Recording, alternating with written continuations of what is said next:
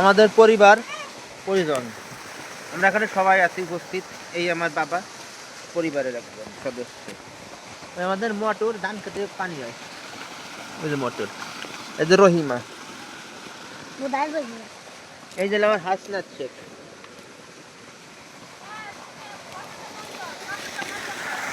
খরাস্টের মোটরটা উঠে লাইতো ওই বাড়িওয়ালা একজন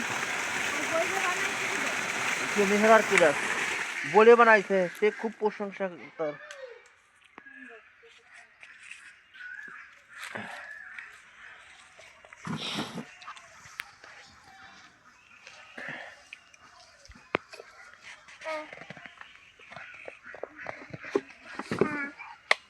ভাঙিয়ে দিয়েছে, ভাঙিয়ে দিয়েছে খড় কাটি।